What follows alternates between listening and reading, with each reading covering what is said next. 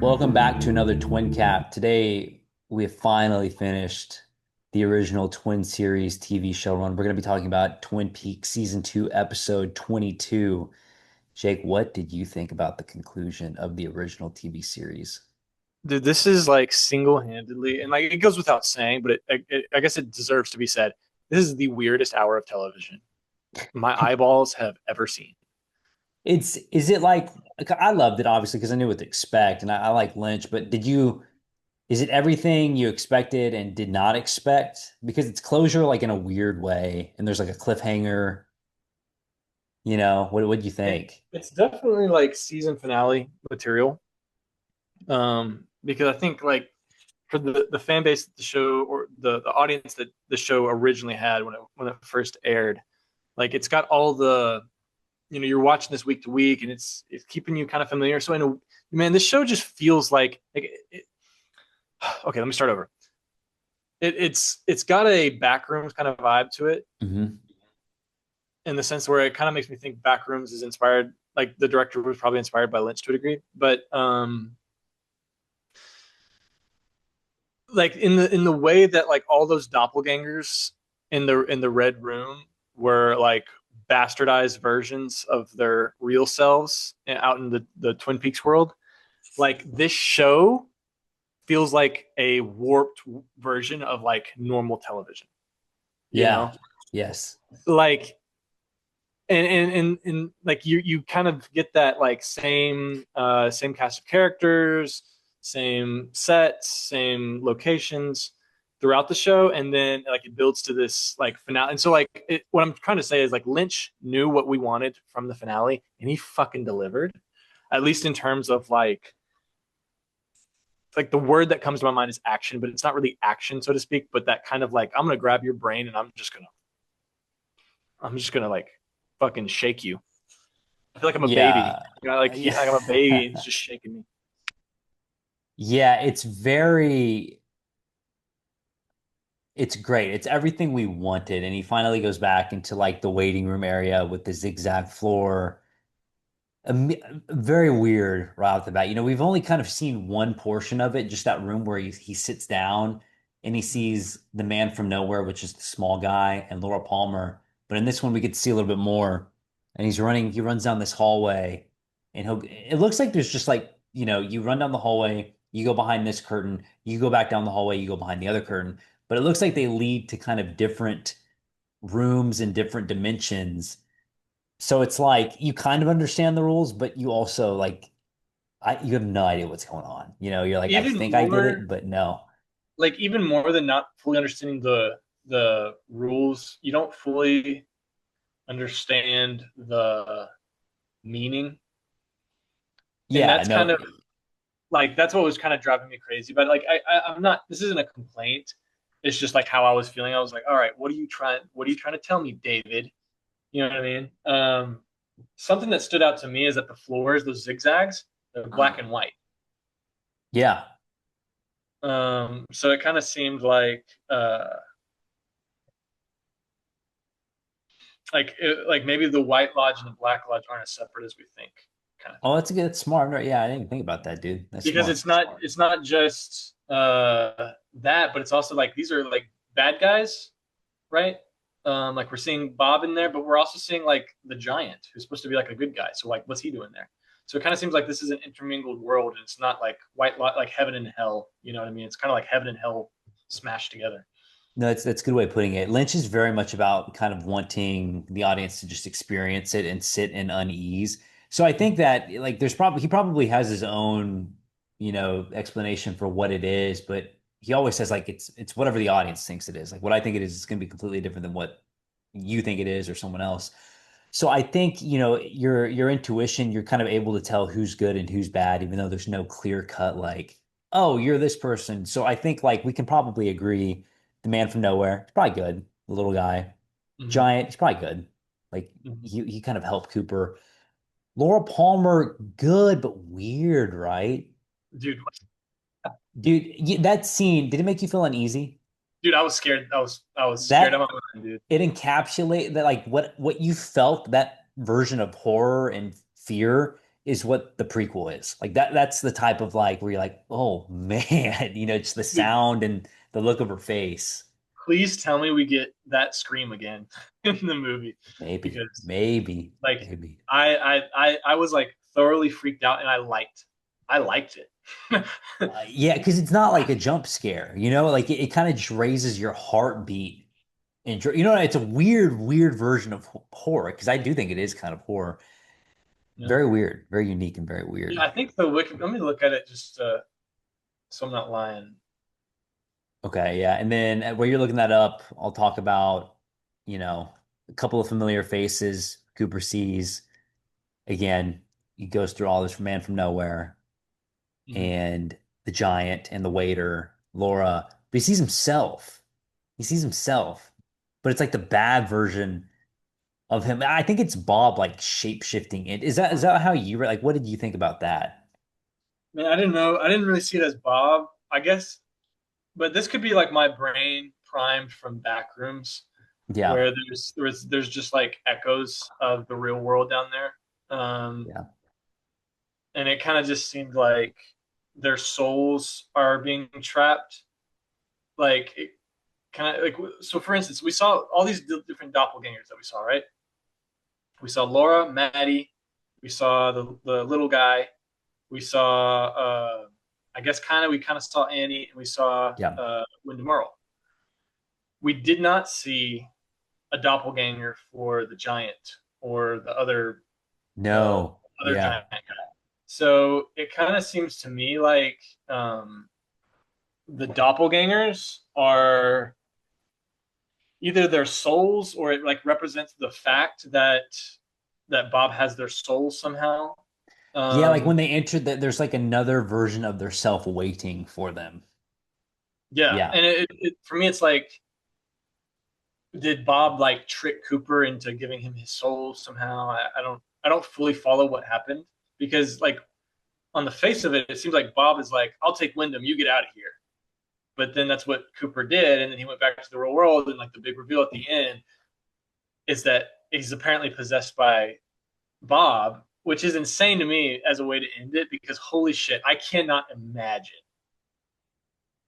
watching that and then thinking that it's it. You'll never finish the story, and then 25 years later they make another season. Like that's insane to me.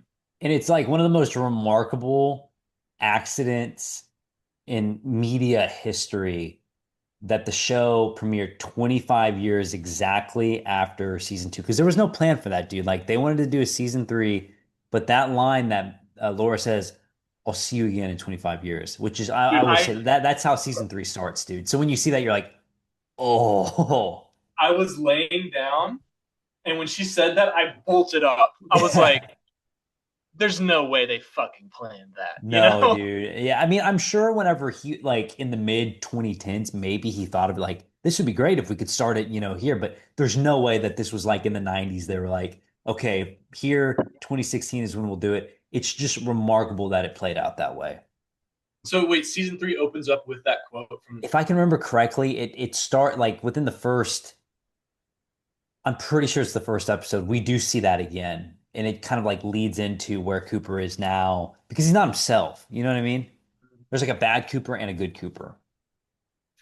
I'm wondering what the whole deal was with Maddie. Like Maddie briefly walks in and she's like, "You got to watch out for my cousin." Yeah, yeah.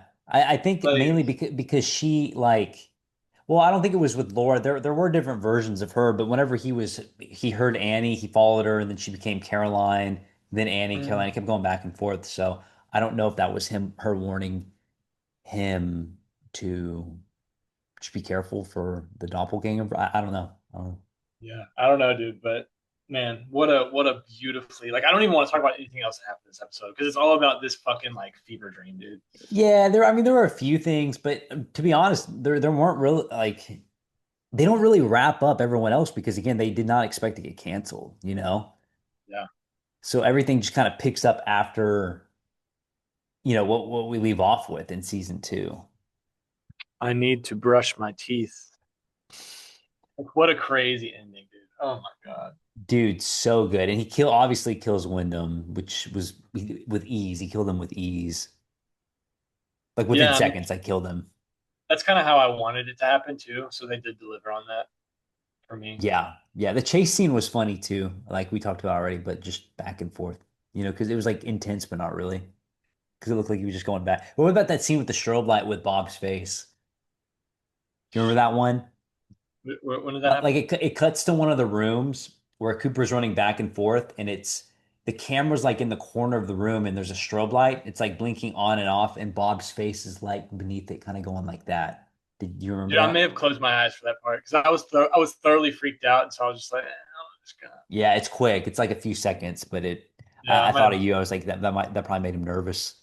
Yeah, made me very nervous. The whole thing made me nervous. I mean, like even like it's weird because you go from like hating Leo earlier in the show, and then you're like, oh shit, I kind of feel bad for Leo because he's being tortured, and there's these tarantulas and stuff.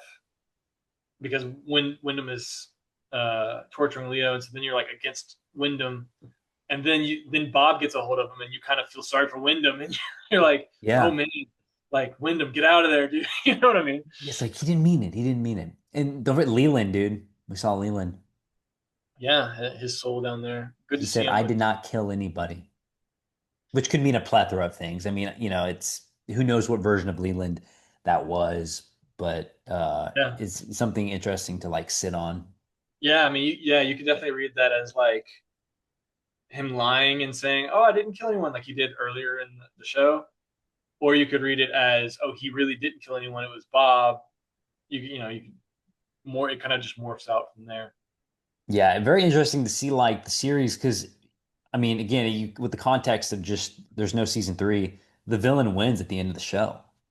Very much so. Like Cooper's very much not himself. In my eyes, if I were watching it, like he's about to go on a killing spree in Twin Peaks. Like everybody trusts this guy. He's Yeah, gonna wipe out the whole town. yeah. Honestly, I wouldn't be mad if that's what happened. I want that version. Yeah, I want that version. But yeah, I mean, to me, yeah, that was kind of the meat of the episode because the first half there's a bomb, the explosion or whatever, but the entire second half of the episode is just like in the waiting room and the Black Lodge and everything. So, Yeah, the bomb. That scene starts off funny because you kind of have Audrey back to her old self with like chaining yep. herself to the door and just kind of causing trouble. But then it's like, how much trouble are you really causing because you didn't obstruct the facilities of the bank like whatsoever? They just walked in. Yep. But it leaves you. The episode leaves you worried about Audrey because the bank blows up. And it's like, oh shit, Yep. is she okay? Um, Likewise, her apparent half sister Donna is she just kind of throws a fit when she learns about Ben Horn being her dad, and her dad punches Ben in the face, and very melodramatic, very over the top acting again, which I love. But it kind of sucks that it again, like it sucks that it kind of gets left unresolved because there's so much that I can just see, where this could have gone in season three if it had been made in 1992.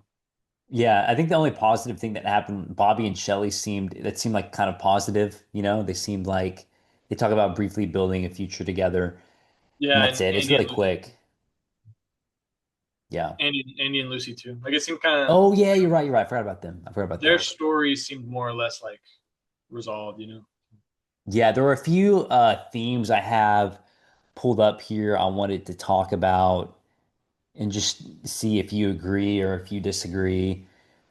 But there have been some people online on forums that said in particular Lynch, since he directed this episode, that this episode is about a few different things like facing your own fear, the Mhm. danger of trying to control evil, good and evil existing inside everyone, which for sure. Dreams versus reality, identity, and the idea that the greatest enemy you'll ever face is yourself. Kind of cool. I think those are all kind of sprinkled in through there a little bit. You can read it that way for sure, and that may have even been intentional. I'm just kind of pissy because I didn't think of it that way. No, Yeah, yeah, well, I don't think that's correct. I'm just saying that's like what some people theorized, but I think it's there's no clear-cut answer. It's however you feel. So how did you like? What do you think?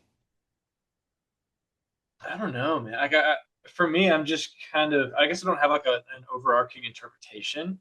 There's just like things that occur to me, like observations. Like this show is so spiritual. Um, Yeah. like, and it's not like it's not really clear it's coming from any one direction. You know, Hmm. like you could like we hear White Lodge and Black Lodge, and like I view that as like heaven and hell in a way. But I mean, obviously Cooper, like I don't think Christianity basically goes unmentioned in this entire show. You know what I mean? I don't even think we haven't even really seen a church, have we? Like the closest thing has been like at Laura's Mm-mm. funeral when That's there's like a it. preacher or something, you That's know? it.